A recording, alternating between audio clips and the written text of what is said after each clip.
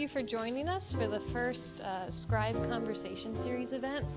These are conversations that the Scribe Writing Center is hosting.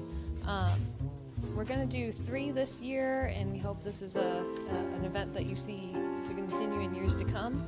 Our goal for the series is to facilitate community dialogue about reflective, intentional, and discerning reading and writing processes. So what you'll get to see up here today is our faculty panel responding to some questions about their own experiences with reading and writing, followed by a question and answer time at the end of our hour. So as you listen, do come up with questions. We'd love to involve you in our conversation. To conclude, also, if you are watching on our live stream and would like to participate in the Q&A, please send any questions you have during the event to our email address at scribe@covenantseminary.edu. That's SCRIBE @covenantseminary.edu. Any questions for those of you listening from afar? All right, so first I'd like to introduce our panelists. We have Dr. David Chapman, who I believe will be seeing 20 years of full-time instruction this January. So thank you for all of your service. Dr. Robbie Griggs, yes. Assistant Professor of Systematic Theology, and Professor Jessie Swigart, who teaches in Educational Ministry and is also Dean of Academic Administration. You have all had ample experience and time in higher ed. You've, whether here at Covenant or in other contexts, been involved in seminary education, both as a student, a scholar, a teacher. And so you've had plenty of opportunity to struggle with and be challenged by text, whether it's text you're creating yourself or text you're challenged to process and respond to. So what I also know in conversations with each of you is that when you give text to your students, it's not merely to assess how well they are comprehending the information, but also to give them an opportunity to grapple with, to respond, to enter into the dialogue that is all around them in the texts of scholarship, in the texts surrounding their world today in our highly mediated environment. So I wanted to open our conversation with a quote from a professor of English, Karen Swallow Prior, who recently published a book called On Reading Well that has a lot to do with the topics of our conversation today. So she writes that reading well is, in itself, an act of virtue or excellence, and it's also a habit that cultivates more virtue in return. So she's explaining that reading well requires patience and discipline. It may be challenging, but it's challenging in the way that eating a 5-course meal is more challenging than drinking a milkshake. So there's rewards if the effort is put into it. She's echoing John Milton in claiming that reading well exchanges easy innocence for an exercise in virtue, that virtue is not merely an awareness, but a cultivation of an awareness of right and wrong. So reading is in a way a vicarious practice of discernment. So in preparation for our conversation, I asked you all to think of some books. Pardon me. To think of some books that have made an impression on you or have challenged you. Maybe they were books that made you change your mind, or those written by people outside of your theological or political circles that had an effect on your own thinking. They required an openness from you to encounter these ideas on their own terms and think about how they might have shaped you or formed you. So I wanted to open just by asking you to share about an experience you have had with a text that has been formative or challenging, or has been something that has required this cultivation of virtue in you.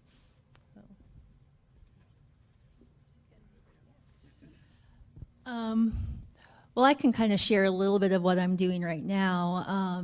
I'm pursuing a PhD in educational studies part-time at Trinity International University in Deerfield. And one of the things I'm exploring as part of my studies is the leadership development of women in evangelical spaces.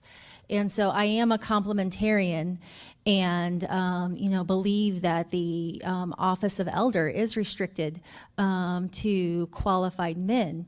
And yet I'm looking towards, okay, how do we develop leadership potential in women for a variety of other tasks and spaces within God's world, especially as evangelical organizations seek to further God's mission in God's world.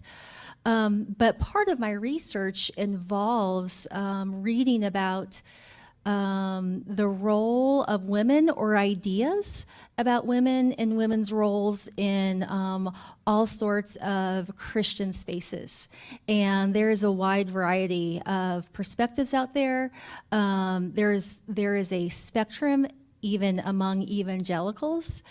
And it's also a very personal topic. And so approaching these texts, approaching these ideas, and approaching these scholars, and to learn from them, even if I ultimately disagree with them, even if I ultimately strongly disagree with them, requires humility on my part. And I think even that cultivation of virtue, that when I'm approaching a text, I'm approaching the work of an image bearer, and I'm approaching the work of an image bearer who's really trying to understand other image bearers, and that requires continuous humility in a lot of ways, because even as I'm reading and as I'm getting frustrated, or I hear, I'm reading a feminist talk about evangelical women, and I am an evangelical woman, and I'm getting frustrated, but really trying to pull back and think about writing a book, especially a scholarly exercise, is really, really hard work. And I need to enter into this hard work someone has done with a great deal of humility to try to learn from what they've done, so that I can understand myself and my place better. And so I think right now I am, even right now, the Lord is growing me and sanctifying me as I read people that I disagree with. Okay, I won't talk about something I'm reading right now, but something I read probably 20 years ago, and I've read a number of times since then. About 20 years ago, I picked up Dostoevsky's novel, The Brothers Karamazov, and intended to read it, and got about 150 pages in and quit because it was just going so slowly. And then the next year, I picked it up again, and I decided, all right, I'm gonna power through. And the thing I realized once I got past the first 150 pages is that the thing becomes a page turner for about the next 300 pages, And so having given up at 150, the next year I was rewarded to get to 151. But the thing about Dostoevsky that I learned, and I've read this novel a number of times over the last 20 years, the thing I learned from him, or the thing I guess I admire in him, is his ability to speak with multiple voices and from multiple perspectives. That book is about four brothers and their intimate relations and their friends and their families, and he is capable of speaking authentically in the voice of each brother. And I find that marvelous. One of the reasons the book is so difficult to read is because he takes time to inhabit the world of each character. And so there's this dialogical quality to the book where each brother is interacting with the others in a way that is profoundly human. And so I guess one of the things I learned from that is that to adequately or to truthfully, maybe adequate's not the right word, to truthfully enter into someone else's experience requires a lot of patience and a lot of context. And at the same time, it requires an eye for what you might call the regular patterns of human interaction and the ways of the human heart. And that's something that Dostoevsky had a deep insight into, is the motivations of people and how those motivations work themselves out in life. And so I've learned a lot as a pastor and friend and husband and teacher over the years, but I don't think I've ever learned as much about what it means to be human as I have done from reading that book.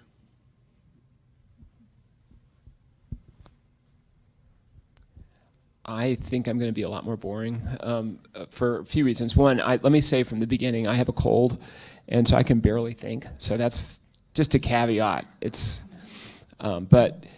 I also, when I read, I'm trying to think through the categories of books that I've read in the last 5 to 10 years, and almost all of my reading is either professional or for fun, and so I don't tend to pick up Dostoevsky for fun, though I'm not trying to say I shouldn't, and it's not my profession. So I do New Testament studies, I do archaeology, and that's broadly construed. So I just spent the better part of this semester reading a lot of Egyptology and stuff. So I actually find that really fun and rewarding, and it definitely challenges because there's a very different operative worldview, which is fun. And then for fun is invariably a humorist. I like reading humorists. So I'm currently reading the Westminster collection. I don't know if anybody knows this. And Dave Barry is one of my favorites, and James Thurber and stuff like this. So I find that actually really helpful because it keeps me laughing at life and hopefully helping others to laugh too. So I don't know if that's actually getting at your very profound question. I liked the variety of responses that we got to hear about, like how do you approach texts by those you may disagree with humility, how we learn about human relationship, we learn about ourselves by seeing someone's whole context captured in the articulation of a text. And we also get a lot of pleasure from reading, not something to be missed. This isn't all reading, writing, very rigorous work, but it's a joy too. Like, what a gift the written word is. What a gift our stories. That's something you've never heard here at Covenant, right? That it's both a training and a blessing, which sometimes can be perhaps hard to recognize when the workload is very high during seminary training. So now I'd like to invite you to address your students when reading isn't pleasurable, when you don't understand what's going on in this human context being set up, when it hurts to see things that are offensive presented and defended in text. What would you want your students to know when they approach a text that is difficult? Whether it may even be in Scripture or about a topic that is near and dear to them. Maybe what words of advice or encouragement might you have?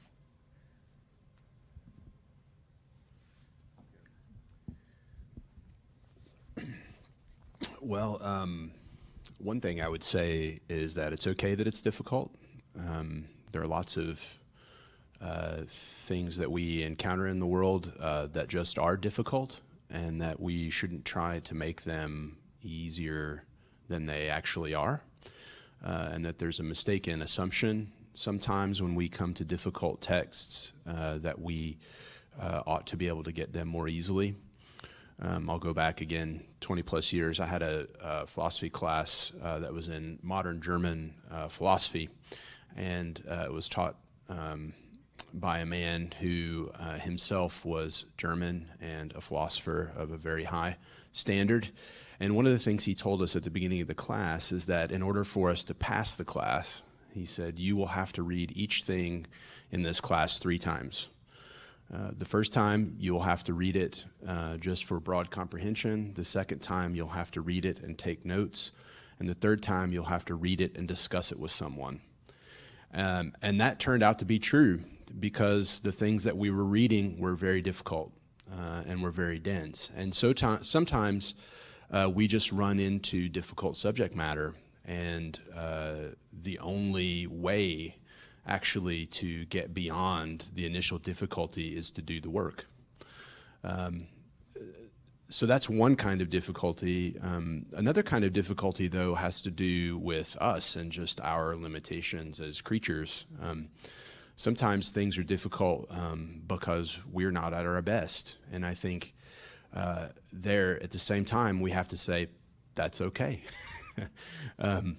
Sometimes we have to stop, and we have to take a break, and we have to rest, and we have to put things aside. And sometimes we have to turn off the voice in our head that is telling us that if we don't read everything at a certain standard, if we don't take notes and discuss it with others and read for mastery, then somehow we're not doing what we should be doing. When the fact is, sometimes we've just got to skim. Sometimes we've just got to get a sense of what is on the page. Sometimes we've got to ask the question, why is the professor, or why am I reading this? What is it? What is it that the professor or God has for me in this thing, and what would it mean to read this thing in light of that, rather than with some standard of human perfection in mind? And so I think both things are true. Sometimes we're the difficulty, sometimes the things we're reading are the difficulty, and in both cases, that's okay. The question is how to be responsible with respect to the challenges that we face before us. Well, I don't really have much to add to that. Those were really wise words. I would say, I think a lot of us, when we come to seminary, we already have an educational story behind us. And we have successes and failures.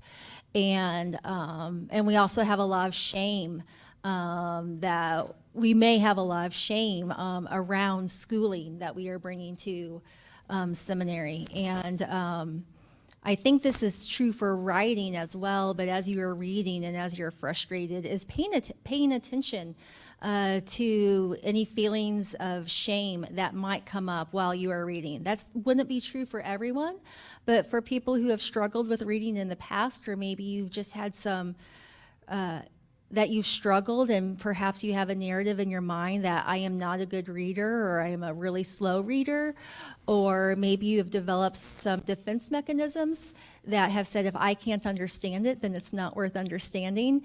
And that can really come to a head when you come to seminary, and we attach so much self-identity and worth, and we think our value before God sometimes depends on our success in our seminary courses, and all those things get intertwined.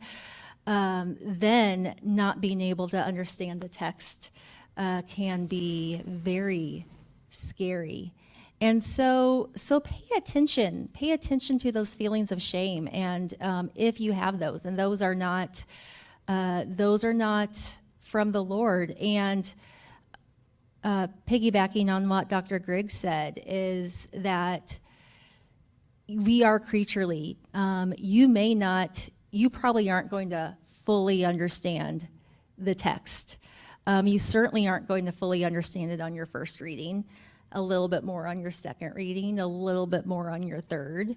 And do the work, put in the work, but allow yourself to be where you are in the process. One of the things that was told to me and that I love telling the students is, you aren't here because you know everything. You didn't get into seminary because of everything you already knew. If you already knew it and you were already really good at it, you wouldn't need to come to seminary. You wouldn't need to come to grad school. Allow yourself to be a learner, and allow yourself to be where you are in process and to grow in that process.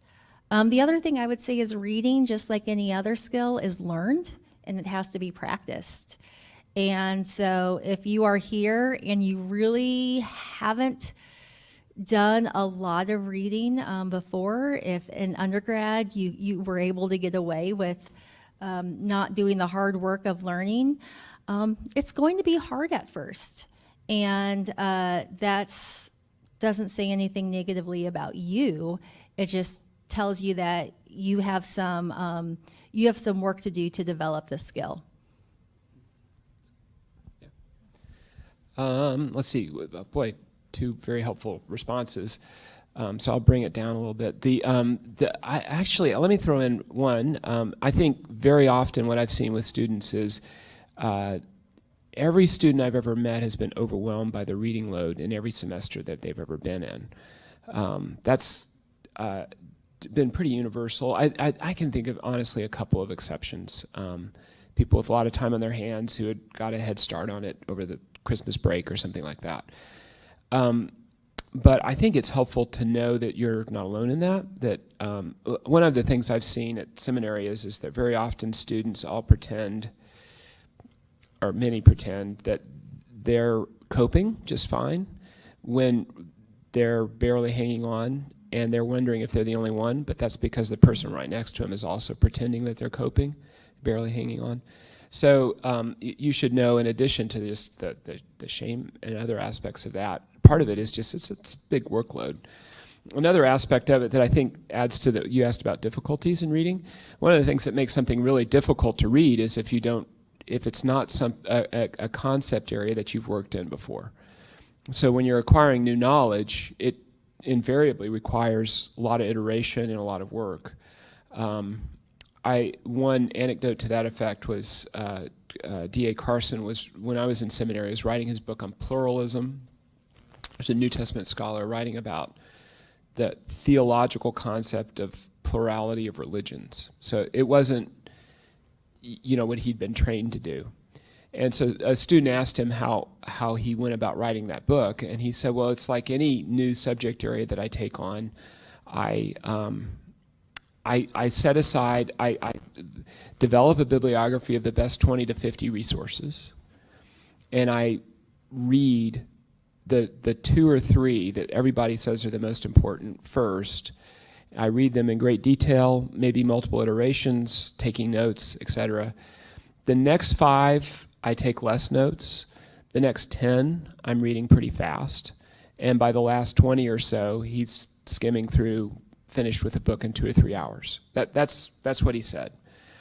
And I thought that was really fascinating. And it was true to my experience. Once you get to know a subject area, you can quickly assess what other people are doing and what new things they have to say that contribute to what you've already engaged with.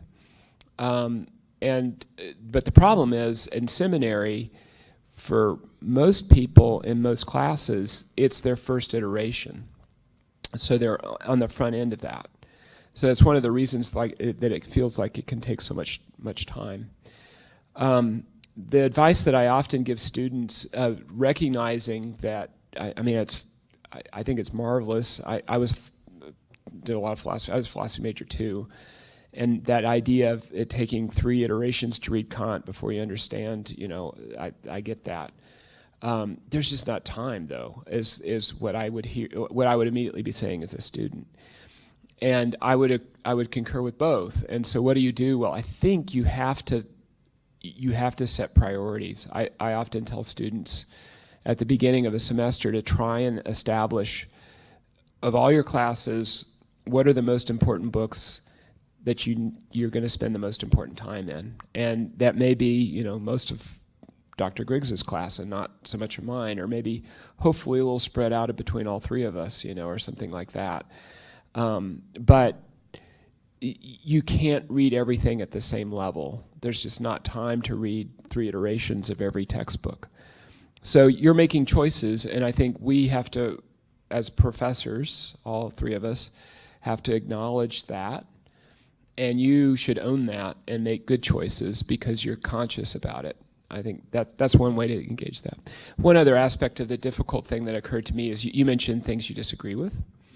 And just to touch on that briefly, I do a lot of reading historical Jesus studies. That's part of my New Testament kind of bandwidth. And it comes from a very skeptical starting place. Some of you have been in Gospels with me, so you know what I'm talking about. It's typically authors that I know I'm going to disagree with a good portion of what's said, but I try. It really requires a lot of mental effort to just every page say, what can I learn from this page? At least, first of all, what are they trying to say? Really trying to understand what they're conveying before I critique it. I think almost all of you have been in Cov Theo. One of the things we say in Cov Theo is we want you to practice understanding before you evaluate. And that's really important. It's very hard to do, especially in our culture that trains us to evaluate on the fly. You read half of a blog and you already have a response. Anyway, so, but I think it requires a lot of mental discipline to really try to understand somebody before you critique, and then try and learn from them in the process. So it's good. Sorry. Oh, and just the quick thing I would add is that also takes a lot more energy too, that you are going to be more tired after you spend an hour doing that than an hour reading something lighter. And to realizing that we are finite creatures and we have a finite amount of energy. And so again, like if you're discouraged why you are so tired or why this is so hard, it's hard because it's a lot of work. That's one of the reasons I read humor, is because if I can get sick of reading if all I do is do the hard stuff. So I want to do some fun stuff too.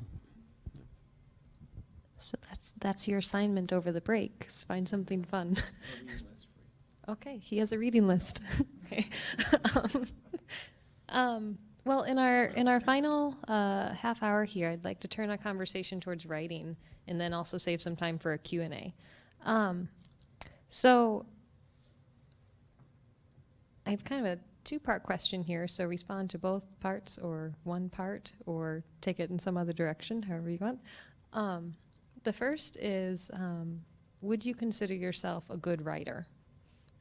This is something I hear a lot in the Scribe Writing Center. Someone comes in and is like, well, I'm not a very good writer. And I'm like, well, that doesn't really matter because you have to write. No, I'm a little sarcastic, sorry. But how do you, if those thoughts do occur to you or have at different times just felt like this writing task is beyond what I feel like I can adequately do right now, whether it was at some time during your studies or during your scholarship, how did you respond to that situation? Or what would you say to a student who felt like they were not a good writer? What is the purpose of their writing? And perhaps their judgment of whether or not they are a good writer is missing why they're having to write this assignment in the first place. It may not be to be the most eloquent, but to have some sort of learning experience that's going to set them up for future experiences. So that's the first part, is this concept of being a good writer. And the second part is if you could let us see into a part of the writing process that is challenging for you, perhaps getting that first draft on a blank piece of paper, perhaps figuring out what the single thesis of a large book chapter or dissertation or journal article, whatever it is you're working on, looks like. What part, perhaps it's feeling like it's ever finished, like you want to ever hand it over for someone else to read. What part is challenging for you, and how do you approach that, or what have mentors taught you about how to move through what is difficult in writing?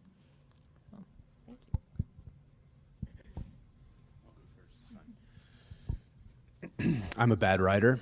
And by that I mean, I think about good writers, like people who are gifted at writing. Everyone has to write in some form or another, but people who are truly gifted are people who can write at a high level quickly, that can produce.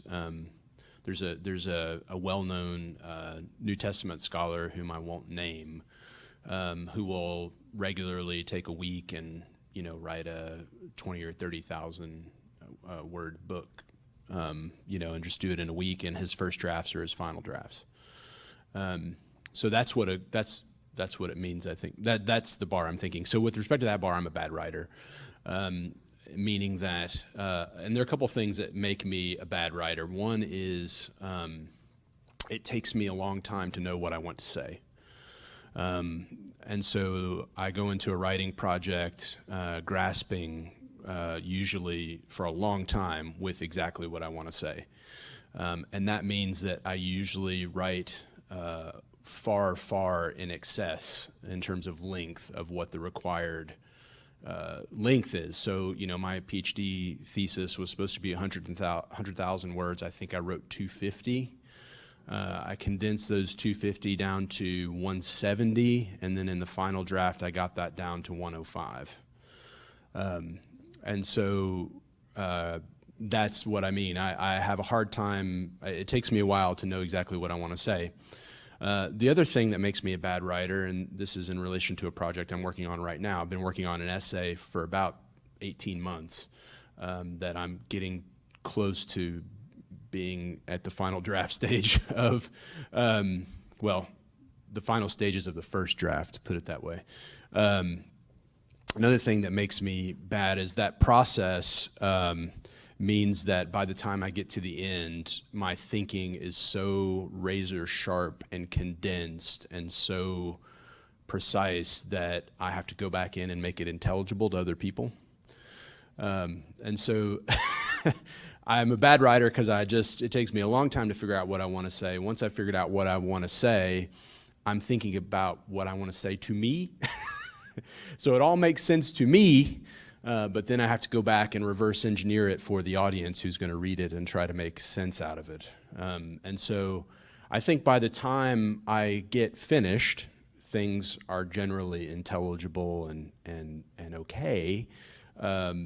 But I would not consider myself a good writer for that reason, that it just takes me a long time to figure out what I want to say. Once I figured out what I want to say, it's usually not intelligible to other people.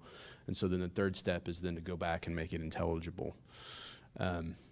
So I guess another way to put that, and I'm always talking to students about this, is one of the hardest things I think in writing is to manage what you want to say with respect to the scope in which you have to say it for the audience to whom you're trying to speak. And I just find it really difficult to juggle all three of those things.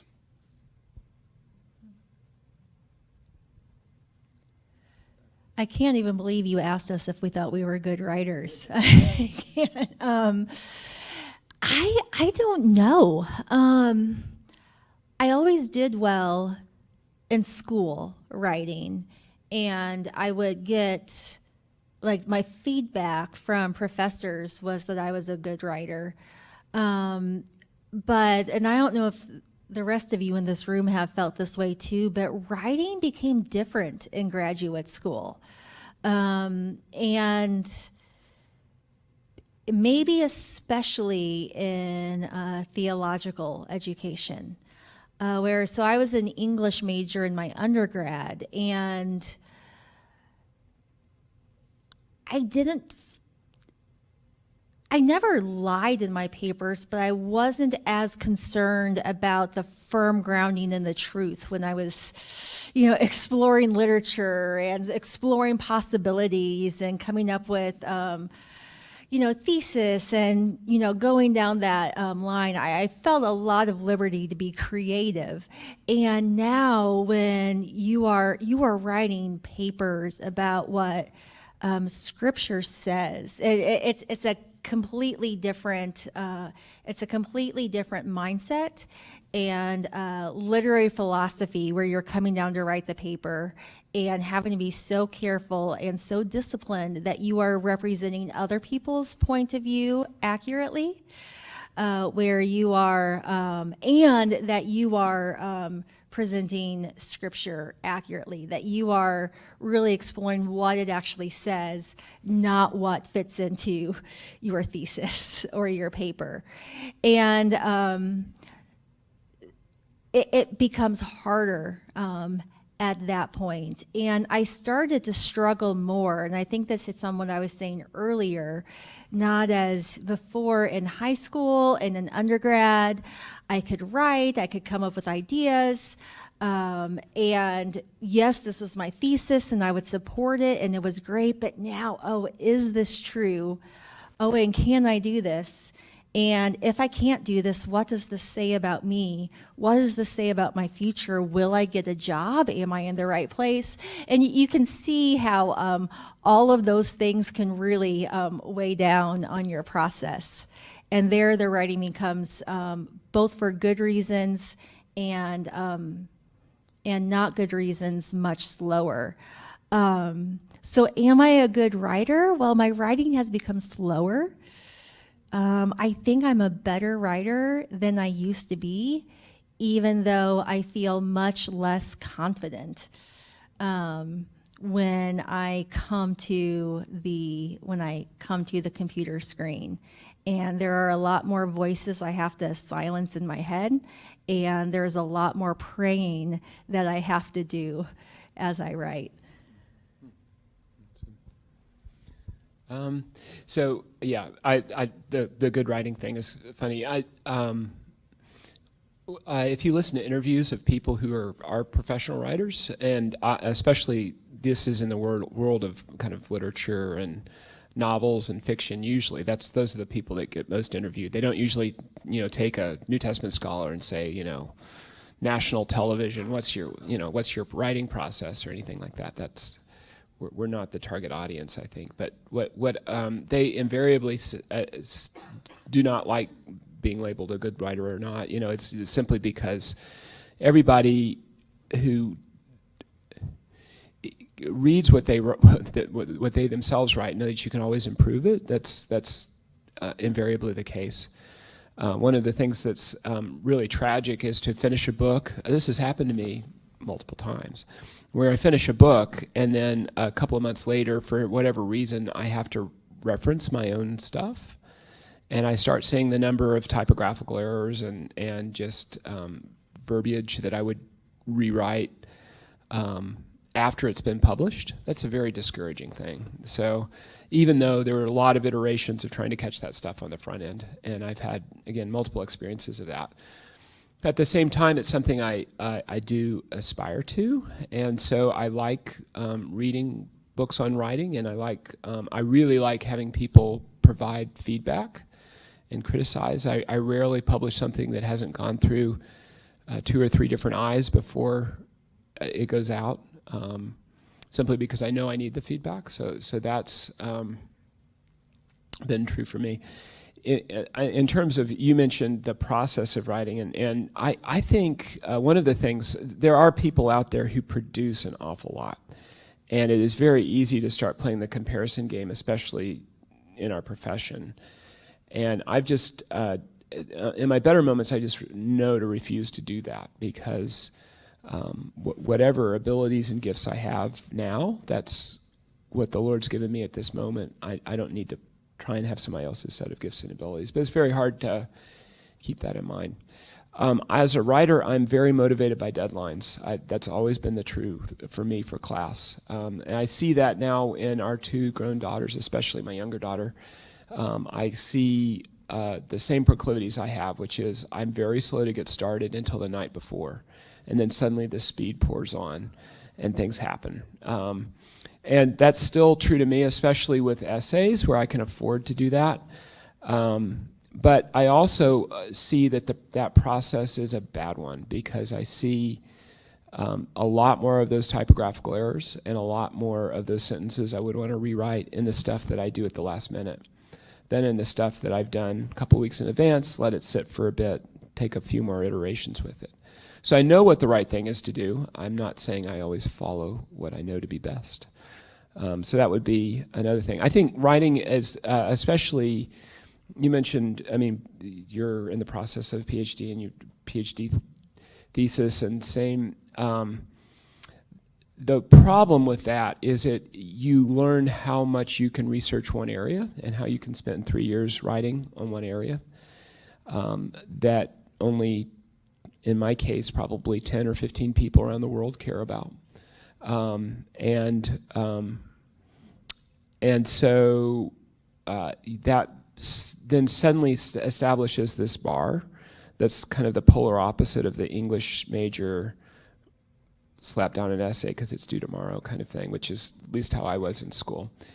And that can be very discouraging. One of the things I try and do, in part for my sanity, in part because of where I hope to help the church, is I alternate between very academic projects that, again, I talk to my 10 or 15 friends, and ones that are intended for the laity of the church.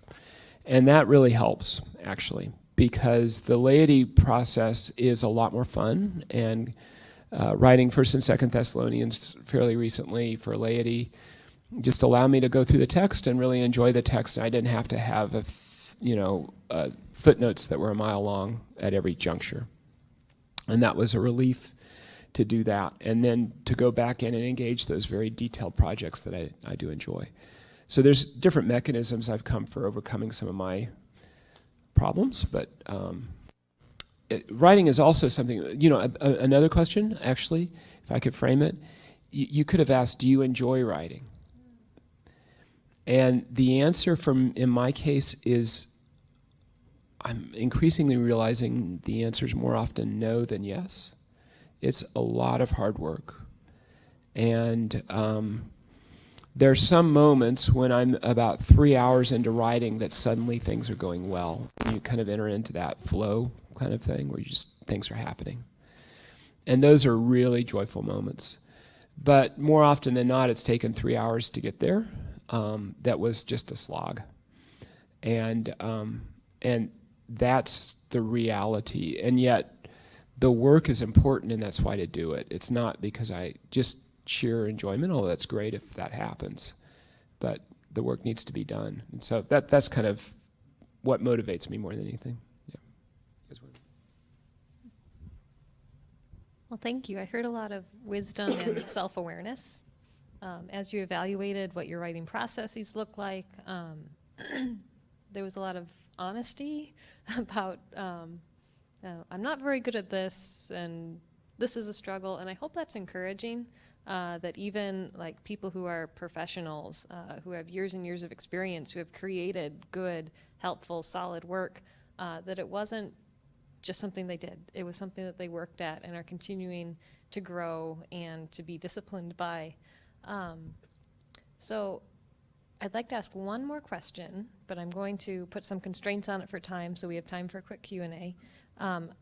If you could give 2 skills, 1 or 2 skills that you want your students to have after they leave seminary in regards to their reading, their communication, because many of us after seminary, we won't be reading, 4 books a week and writing a 10-page paper every other week and all of this. It won't be the same pace, but there will be skills and habits of thought and practice that will be grown and cultivated throughout their years at seminary.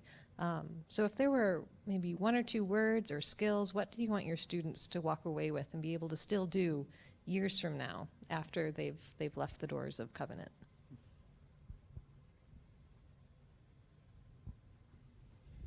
I will say one is, which we didn't touch on, but was evaluating sources, seeking out sources and evaluating sources.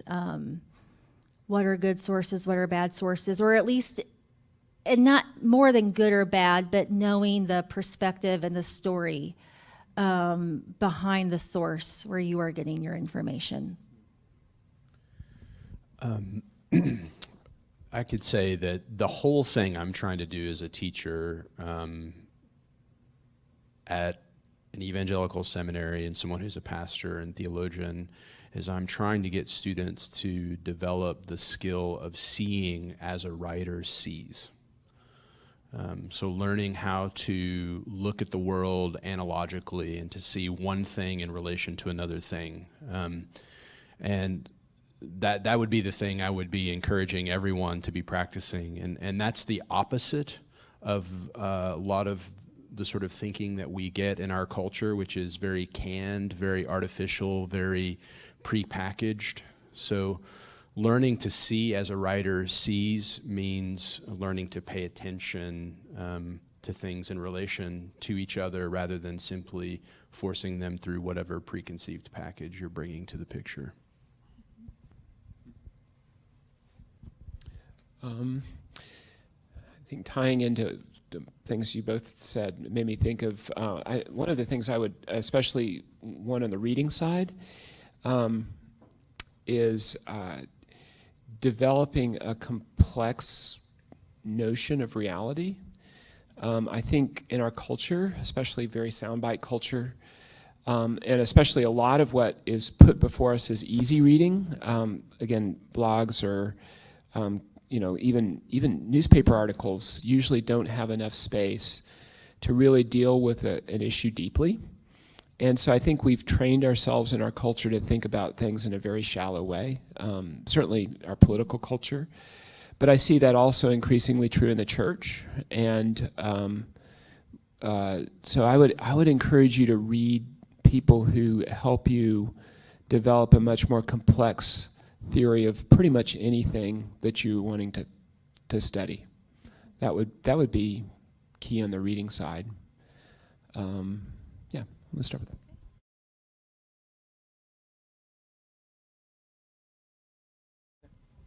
Thank you. And we'd like to open it up now for all of you. Brendan's going to be our microphone gopher. If you do have a question, please make sure you say it into the mic. We are recording. It'll just help people who get to watch this conversation later to get the full experience. So, thanks. I'll start with an online question. As students, how do we overcome the feelings of imposter syndrome when writing a paper on a new topic or on a topic in which we do not feel qualified? I think one is to recognize you're not qualified. So it's okay and to say, I'm not going to solve this issue. And actually your professors are not asking you to solve the issue in most cases. They're asking you to make a start in your thinking. And so I think to look at it as, to reframe it and say, it's not my job to produce the definitive thing here. It's my job to make a start. And then ask yourself, all right, well, how do I make a start? And recognize that even people who are far down the road, struggle with this kind of thing of the feelings of inadequacy when we're faced with really big problems and challenges. And all of us, though, have to be responsible with respect to that, and we all have to make a start.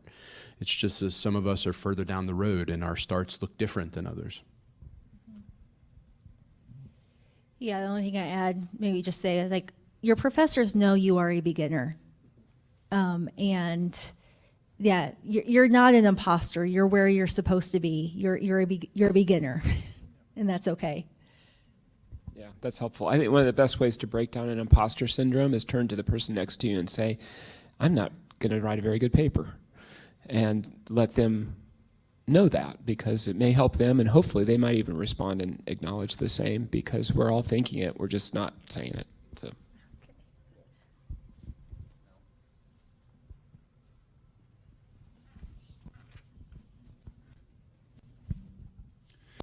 Much of what you have all talked about relates to our experience at seminary, and I found it very helpful, but I'm also very mindful of the fact that when we go back into the church, we're not writing 10,000 word, 20,000 word essays and reading on a topic for months at a time, but we're actually trying to churn stuff out on a weekly basis to take into a pulpit or take into a classroom to help people with a variety of experience and knowledge levels grow in their faith. And so that brings me to the question of, how do we read and write for an audience like that with a time frame that is so short to continue to develop both our own knowledge and to continue to grow the laity so that we can go past the milk of spiritual life?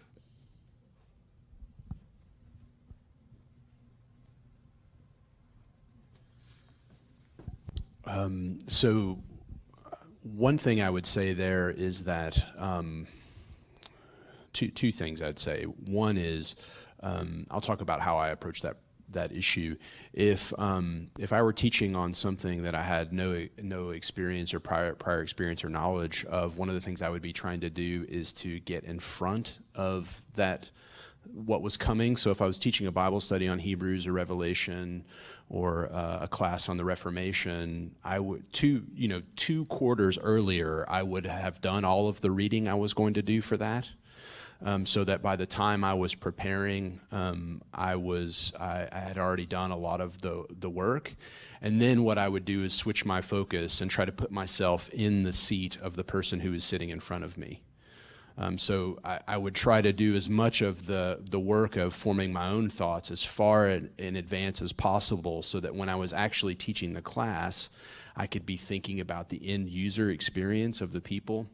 And the same thing was true in the pulpit, that if I would try to get my own study as far forward in the process as possible, so that when I'm not preaching just the text, I'm preaching to the people. And so that's what I would say is and also recognize that you're trying to make a start with these things with other people too. And so we don't have to pretend like we're experts on everything, but we do have to have some idea of what we're talking about. And I found that if I didn't start thinking about what I thought about those things far in advance, then I would often simply be teaching the material and not teaching the people in front of me. One of the things that Dr. Tasha Chapman and I teach in our classes as we teach educational ministries classes is that we are the church chief learners. If you are in a situation in which you are the teacher, you are the chief learner. And it is the responsibility of the teacher to engage the subject and to really immerse yourself in the subject to be able to teach it. Understanding at times you can do that more than others, especially the pastor who has so many things he has to do in the week and so many ways to care for. But never having been a pastor, never will be a pastor, but something I would recommend to anyone is that choose readings that will help you understand the people you are serving and your context. Choose readings that can take you into the context of the people in the pews, what they are grappling with, that you can grapple with that with them. And that, as Robbie was saying earlier, those readings can help expand your context, help understand what the people in the pews are understanding more. And out of that stream, you'll be able to minister and love and serve the people around you. Good.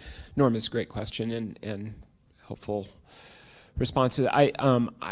I think one thing to recognize is we're focusing obviously on reading and writing components not only of school but also of ministry going forward, and that's only a small part of life now. It'll be a very small part of life going forward, and a small part of ministry in some ways too. And so I think some people can go into ministry hoping that they had 30 hours a week to prepare their sermon or to whatever, and that's just not reality. One of the things I would say is that we do adjust. You get into a rhythm. You have to ask a lot of people around you what that rhythm can look like, but that's important. And part of that is reducing your own expectations on yourself and being a humble participant learner with everybody else. So that's really good. I think one other thing I just throw in the middle of all that is a thing you can try and do in the midst of the flurry of all of ministry, whatever that looks like, in whatever context God brings before you, is to still have a project on the side that I'm going to go in this one area deeply this year. I remember one of our colleagues, Bob Burns, who taught here many years, every year he would pick a book of the Bible and he would ask for the best 2 or 3 commentaries on it, and he would keep up his languages a little bit, and he would spend an entire year studying 2 Corinthians. And that was just something he did for his own personal project, apart from what was required at any one time. So that's a thing you can do, is to think, what little mini projects can I do for myself that keep me engaged in reading and writing, but more intellectually engaged beyond just kind of the momentary stuff in front of me. Just to add to that, I planned all my stuff on a quarterly basis when I was pastoring, and so I would come up with a plan for the year, a learning plan for the year, and it would change quarter to quarter, and that would all be tied to the things, and it wouldn't all be tied, some of it would be tied to the things that I knew that I was going to be preaching and teaching on, but there were also other areas where I wanted to grow myself, and so part of the answer to this question is you've got to be a lifelong learner. And if you're, people used to ask, well, how long did it take you to write that sermon or to produce that Bible study or teach that lesson? And the answer is, well, it's taken about 25 years because I've been working on these things for a long time.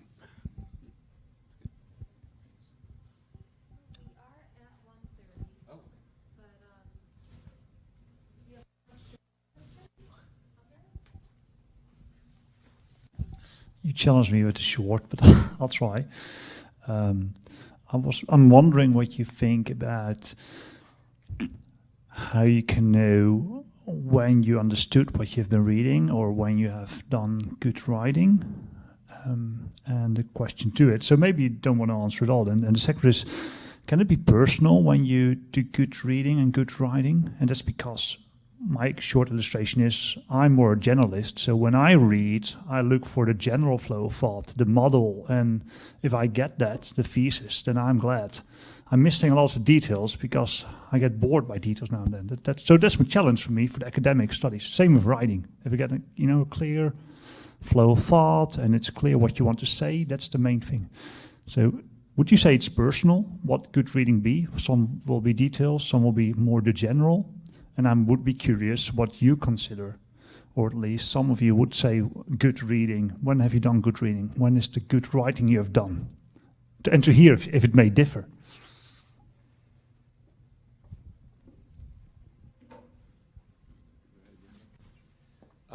Just to start on the good reading thing, I do think it's personal. I think it's also book by book. I don't think there is here's the measure. So I think any answer to that is going to be too simple. But a measure that you might consider is how much do I remember? I think that's the hardest thing for me, and especially now that I'm in my 50s, I know it's a very hard thing. There's a few in the room that might be able to share that sentiment. It's not what did I get out of it now, but a week from now, what can I remember in that book? And that actually requires an entirely different way of reading. It's not just getting over the page, it's not just understanding. It's also coming up with habits to instill knowledge into deeper memory.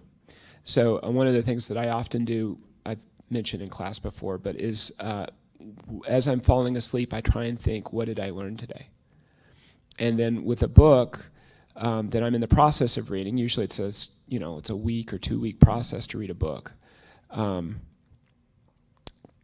Constantly reminding myself, what do I remember from this book now? And if I'm forgetting things, take a quick flip back through, because it takes a lot of iteration to really instill something in a memory. If you've read a book and it's gone, it's a lot of time to forget something. So, I think you've read a book well if it has changed you in some way. If you have, or if it has deepened your understanding in some aspect. The thing I would add to that as well is have reading, just like everything else, is best done with some kind of community. And whether it is people who you actually share the same space with, or one of the benefits of online or reading reviews, looking at reviews of the book and see if other people have gleaned similar things that you have. Now, if what you have gleaned is completely different than everyone else, that doesn't mean what you have gleaned is wrong. but you should at least be suspicious of what you've gleaned if your impressions seem to be opposite than everyone else. And so there's that community aspect to see if your interpretation fits in with the others. Can I add to that? You talked about, Jessie talked about reading in community. I mean, one of the best things you could do is to come up with a reading group. In whatever context you have moving forward. We require this in certain classes, but it is so much better. You learn a lot more from a book if you're reading with other people. And yeah, I think that's a great thing to do. So. Well, thank you very much. I'd like to invite us to have a round of applause for our panelists today. I had a lot of fun, and I hope that our conversation was encouraging to you, was equipping to you. I'd like to extend an invitation for our future Scribe Conversations on February 4th, same place, same day of the week, same time. We will be addressing that first question from our Q&A more robustly. We're going to have a whole session on writing and imposter syndrome, which is like the feeling of I'm in a role and I'm supposed to do something, but I don't feel like I'm the right person for this job. It's a very common experience in grad school. For whatever reason you might feel out of place, that conversation is going to be for you. And then on the 21st, we'll be talking about critiquing with Christ-likeness. So when you do need to disagree, how do you do so in a way that is loving, that is going to be dignifying the person that you are disagreeing with, and also serving them. So thank you once again. I'd like to encourage you to follow Covenant Library on social media. We're on Facebook, Twitter, and Instagram. You'll get announcements for things like these and lots of other resources delivered to your social media of choice. So thank you very much, and thank you all. Thank you.